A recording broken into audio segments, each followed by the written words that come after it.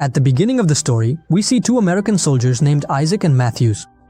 This is set in the year 2007, when the war between Iraq and America had ended. But even so, Isaac and Matthews were sent to Iraq to keep an eye on the construction of a pipeline, because they had received information that an Iraqi sniper named Juba was killing the American workers at that site.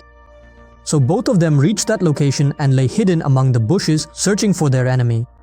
Before they knew it, 20 hours had passed, but they still hadn't seen any movement, nor was there any sign of Juba. Now, due to the scorching heat of the desert, Matthew's patience was wearing thin, and by this point, he had started to feel that there actually wasn't any sniper here and that someone had given them false information. He tells Isaac that they should move a little further ahead and search the entire area. To this, Jack says that doing so would be foolish because if Juba is actually here, he won't let us get out alive. Here, Matthews tells Isaac, "Look brother, if Juba were really here, then in these 20 hours, either he would have seen us or we would have seen him. And as for these bodies, I think these people must have been killed by Iraqi looters." To this, Jack says that all these people died from headshots, and this isn't the work of looters, but of a professional sniper. Although Matthews did not agree with Isaac, he still decided to wait for a few more hours. A few more hours passed by, but neither of them saw any movement.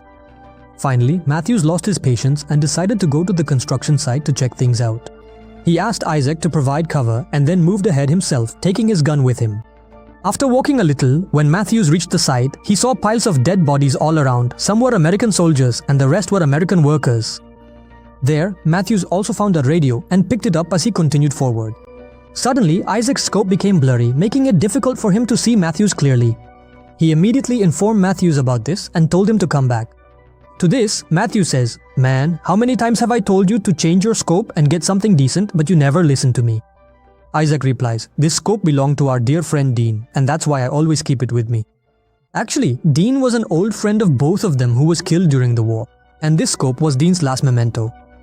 After this, when Matthews examined the bodies, he was completely shocked because all of them had been killed with perfect precision shots.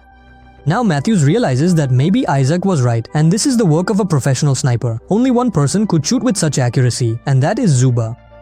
Matthews also tells Isaac about it, to which Isaac says that you should return from there immediately, otherwise you'll end up joining those corpses.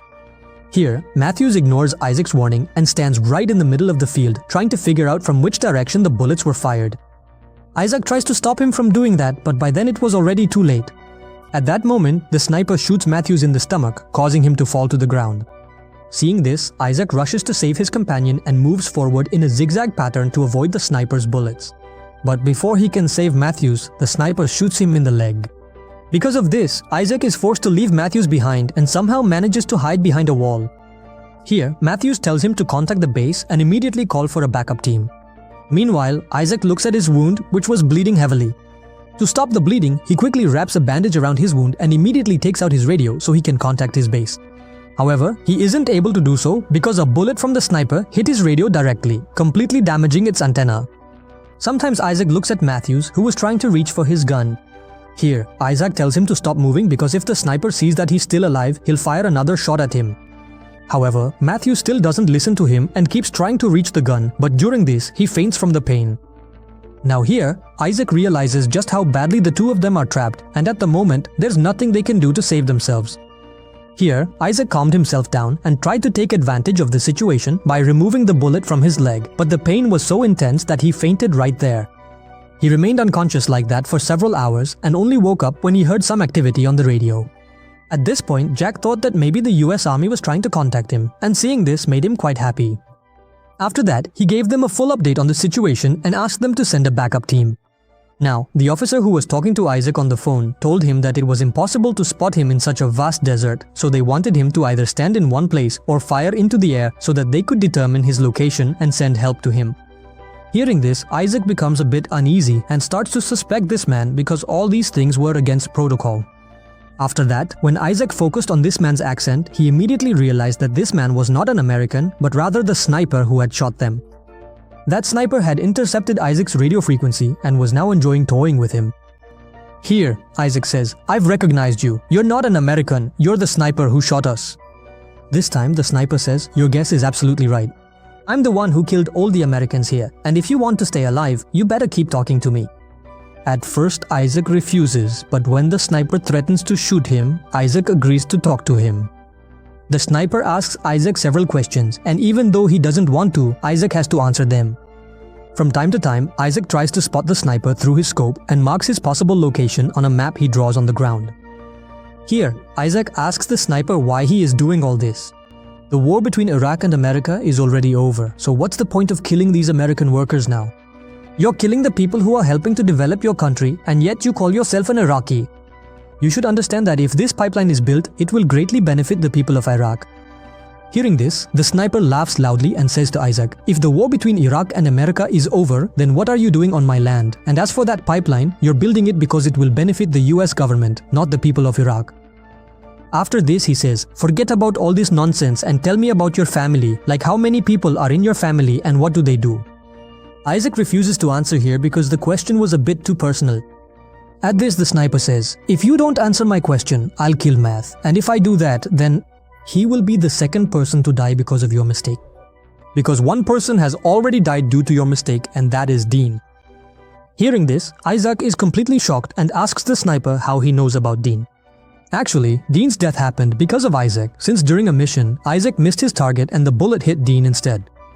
Now, Isaac's courage begins to falter because the sniper deliberately reminds him of that incident which causes him pain. During this time, Isaac feels extremely thirsty and takes out his bottle to drink some water. But here, his bottle was already empty because the sniper's bullet had riddled it with holes. Here, the sniper says, I deliberately shot your bottle so that you would suffer from thirst. I also damaged your radio so you couldn't contact anyone, and instead of shooting you in the head, I shot you in the leg so you wouldn't be able to escape from here. He tells Isaac that by tomorrow morning, his death is certain because he has been shot, has lost a lot of blood, and now doesn't even have any water to drink. Here, Isaac tells the sniper that he is no less than a terrorist. Hearing this, the sniper laughs loudly and says to Isaac, here, I have the gun. You are in my country, and you even tried to kill me, yet you are calling me a terrorist. During this conversation, Isaac tries to spot the sniper, and just then, his eyes fall on a pile of garbage. He immediately realizes that the sniper is hiding in that pile of garbage. Now here, Isaac realizes just how dangerous this sniper is because being able to hide in that pile of garbage for so long is no child's play. Here, Isaac asks him, are you that Iraqi sniper Juba? To this, the sniper replies, no, I'm not Juba, I'm just an ordinary Iraqi citizen defending my country. To this, Isaac says, I think you received your sniper training from the US Army and then you betrayed them and started killing them. At this, the sniper replies, I was not trained as a sniper by the US Army and I only killed those who tried to harm my country. Now gradually, Isaac's condition starts to worsen and due to dehydration, he collapses to the ground. Here, the sniper says, if you die, I'll skin you and cut out your tongue, then stick it to your forehead. After a little while, an idea came to Isaac's mind and he tried to distract the sniper by putting his helmet on a stick. During this, he wasn't able to figure out the sniper's location, but he did end up losing his helmet. He was sitting there feeling dejected when he suddenly noticed the body of a US soldier lying nearby. Risking his life, he went over to the body hoping he might find something useful. But when he came back, he saw that his scope was broken and now he couldn't see the sniper anymore. Just then, Isaac hears some voices on his radio and sees that Matthews has regained consciousness. He shouts loudly to tell Matthews the sniper's location, and here, Matthews tries to spot the sniper using a small mirror he has. After this, Isaac distracts the sniper with his words, and during this time, Matthews slowly moves towards his gun. Here, the sniper reveals that many years ago, he used to be a teacher in Iraq, but during the war with America, all his students were killed, and since then, he has been burning with the fire of revenge. While this conversation is going on, a small storm suddenly arises and taking advantage of the situation, Matthews grabs his rifle. As soon as the storm subsides, he fires several shots into the pile of trash, hoping that at least one bullet will hit the sniper. But when he reloads his rifle, the sniper shoots at him and the bullet hits Matthews in the hand. Here, Isaac tells Matthews to get behind the wall, but before he can reach him, the sniper gives Matthews a headshot, killing him instantly. Now seeing Matthews die, Isaac is completely shattered and before dying, wants to see his family one last time. Here, the sniper says, if you want to stay alive, keep talking to me and tell me why you're carrying Dean's scope around. After crying for a bit, Isaac finally admits that Dean's death was because of him. During a mission, he missed his target and the bullet ended up hitting Dean. But he kept lying to everyone, saying that Dean was killed by an enemy sniper. However, this lie kept eating him up inside and he had lost respect for himself. While Isaac was talking to the sniper, he suddenly heard some commotion on the radio. He saw that people from his base were trying to contact him.